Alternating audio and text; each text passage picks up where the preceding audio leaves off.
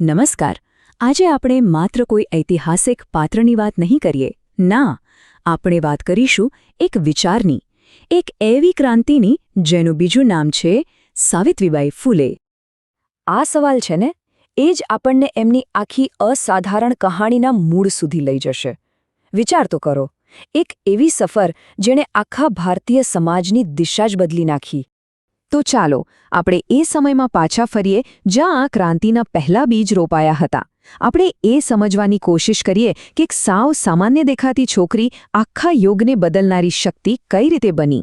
અને દરેક મોટી ક્રાંતિની શરૂઆત, ખબર છે, એક નાનકડા વિચારથી જ થતી હોય છે. સાવિત્રીબાઈના જીવનમાં એ વિચાર હતો શિક્ષણની એક નાનકડી જ જ્યોત. 1831માં એમનો જન્મ થયો અને પછી માત્ર 9 વર્ષની ઉંમરે એમના લગ્ન થઈ ગયા. જરા વિચારો, 9 વર્ષની ઉંમર, અને એ વખતે તેઓ બિલકુલ ભણેલા નહોતા, સાવ નિરક્ષર. પણ કોને ખબર હતી કે આ જ ઘટના એમના જીવનનો અને આખા ભારતના ઇતિહાસનો સૌથી મોટો ટર્નિંગ પોઈન્ટ બનવાની હતી. એમના પતિ જ્યોતિરાવ ફૂલે એ માત્ર એમના જીવનસાથી જ નહોતા, એ એમના પહેલા ગુરુ હતા. એમણે સાવિત્રીબાઈની અંદર રહેલી જ્ઞાનની એ ભૂખને પારખી લીધી અને બસ એ નાની ચિનગારીને એવી હવા આપી કે એ એક એવી મશાલ બની ગઈ જેણે આખા સમાજને અજવાળું આપ્યું. પણ આ રસ્તો ફૂલોનો નહોતો, સાવ કાંટાળો હતો. સમાજને બદલવાની જે કોશિશ એમણે કરી એની કિંમત એમને દરરોજ, દરેક પગલે ચૂકવવી પડી. અને પછી આવ્યું એ વર્ષ જેણે ઇતિહાસના પાના પર પોતાનું નામ લખાવી દીધું, 1848. આ એ જ વર્ષ હતું જ્યારે સાવિત્રીબાઈ અને જ્યોતિરાવે મળીને પૂણાના ભેડેવાડામાં છોકરીઓ માટે ભારતની પહેલી વહેલી સ્કૂલ ખોલી. પહેલીવાર. જરા કલ્પના કરી શકો છો, તમે કોઈને ભણાવવા જાઓ અને લોકો તમારા પર કાદવ, છાણ અને પથ્થર ફેંકે. હા, આવું થતું હતું, કારણ કે એ સમયનો સમાજ માનતો હતો કે છોકરીઓ ભણે તો એ પાપ કહેવાય. વિચાર તો કરો, આવા ભયંકર વિરોધનો સામનો એમને રોજ કરવો પડતો. પણ એમનો સંકલ્પ કેટલો મજબૂત હતો એનો પુરાવો તો એકદમ અનોખો છે. ખબર છે એ શું કરતા?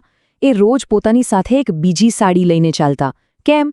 કારણ કે રસ્તામાં લોકો જે ગંદકી ફેંકતા એનાથી એમની પહેરેલી સાડી ખરાબ થઈ જતી. એટલે સ્કૂલે પહોંચીને એ ગંદી સાડી બદલી નાખતા અને સ્વચ્છ સાડી પહેરીને પોતાની વિદ્યાર્થીનીઓને ભણાવતા. ખાલી સાડી બદલવાની વાત નથી, આ એમના અડગ મનોબળની નિશાની હતી. પણ આ સાવિત્રીબાઈનું કામ ખાલી સ્કૂલના ક્લાસરૂમ પૂરતું સીમિત નહોતું. ના, એ શિક્ષણની સાથે સાથે આખા સમાજને સુધારવાની એક જીવતી જાગતી મશાલ હતા. એમણે શું શું કર્યું? એમણે વિધવા પુનર્વિવાહની વાત કરી. એ સમયે વિધવાઓના માથા મુંડાવી દેવાતા. એક ક્રૂર પ્રથા સામે એમણે વાળંદોની હડતાલ કરાવી દીધી. અને જે નિરાધાર સ્ત્રીઓ હતી જેમને સમાજે કાઢી મૂકી હતી એમના માટે તો એમણે પોતાના ઘરમાં જ એક આશરો શરૂ કરી દીધો. આ જે બાલહત્યા પ્રતિબંધક ગૃહ હતું ને, એનું નામ જ બધું કહી દે છે.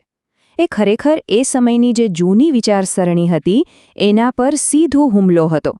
આ એક એવી સલામત જગ્યા હતી જ્યાં સમાજ દ્વારા તરછોડાયેલી ગર્ભવતી વિધવાઓ સન્માનભેર પોતાના બાળકને જન્મ આપી શકતી. આ રીતે સાવિત્રીબાઈએ કેટલાય નવજાત બાળકો અને એમની માતાઓનો જીવ બચાવ્યો હતો.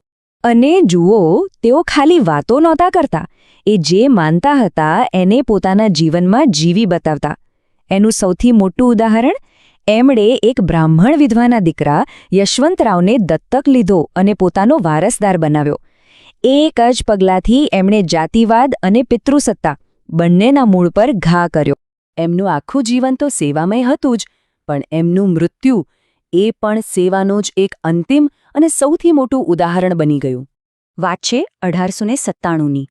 પુણે શહેરમાં પ્લેગનો ભયંકર રોગચાળો ફાટી નીકળ્યો. લોકો જીવ બચાવવા આમ તેમ ભાગી રહ્યા હતા. પણ એવા સમયે સાવિત્રીબાઈ અને એમના દીકરા યશવંતે શું કર્યું ખબર છે? એમણે ભાગવાને બદલે દર્દીઓની સારવાર માટે એક ક્લિનિક ખોલ્યું. પોતાના જીવની જરાય ચિંતા કર્યા વગર એમણે હજારો લોકોની સેવા કરી. અને એમનું અંતિમ કાર્ય એ એમના આખા જીવનનો સાર હતો. મહાર એટલે કે દલિત સમાજના એક બીમાર બાળકને કોઈ અડવા તૈયાર નહોતું, ત્યારે સાવિત્રીબાઈએ એ બાળકને પોતાની પીઠ પર ઊંચકીને ક્લિનિક સુધી પહોંચાડ્યું.